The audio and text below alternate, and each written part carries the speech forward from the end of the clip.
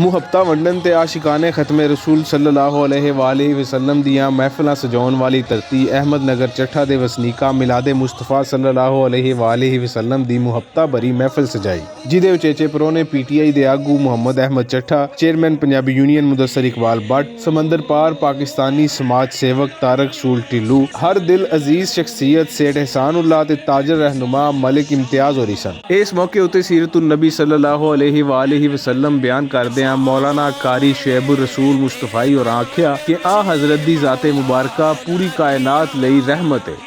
मेरे करीम नबी दी जाते पाक तो कायनात के तशरीफ लेके आए, इधर हुजूर नबी कायनात सैयदा आमिना की गोद दे विच आए, आप दे रहम दे विच आए, उधर हजरत आदम अलैहिस्सलाम दी जाते पाक तशरीफ लेके आए और आके कहने लगे निया मना तेनू मुबारक होवे, तेनू मुबारक होवे। अगे कौन ते काई दी मुबारकां दे रहे हो? किस वक्त पूछया गया, कहने लगे आमना मेरा नाम हजरत आदम अलैहिस्सलाम है ते मैं तेनू मुबारक देण वास्ते आया नहीं आमना जेड़ा तेरी गोद विच आ रहा है वो कोई मामूली नहीं बल्कि नबियों दा सरदार बन के आया। ढलदी रात दे नाल नाल महफिले समा दे रंग ने मुहब्बत ते इश्क दी सरमस्ती बन के सुनन वालियां नू अपने हसार च लै लिया। आज पैदा हुए,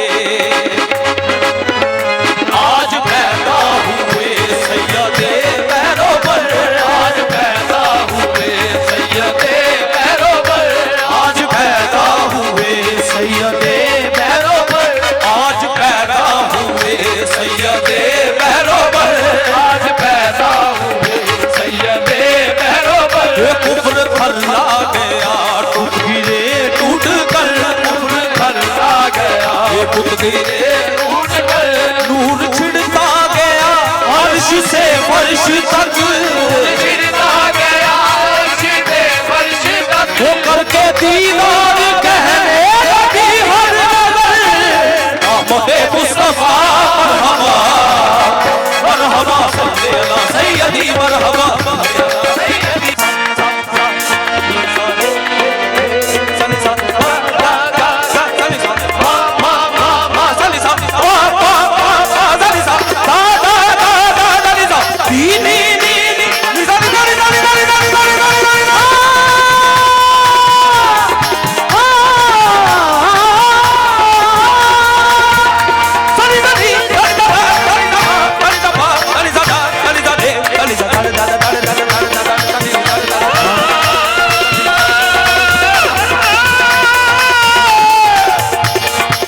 बज़्मे हसान दी छतर छावें सजाई गई ए महफिल आशिकाने मुस्तफा नू मुद्दतां याद रवेगी। कैमरा टीम मुहम्मद फारूक ते मुहम्मद हसीब दे नाल रिजवान अस्कर भट्ट, भुलेखा TV, अहमदनगर चट्ठा।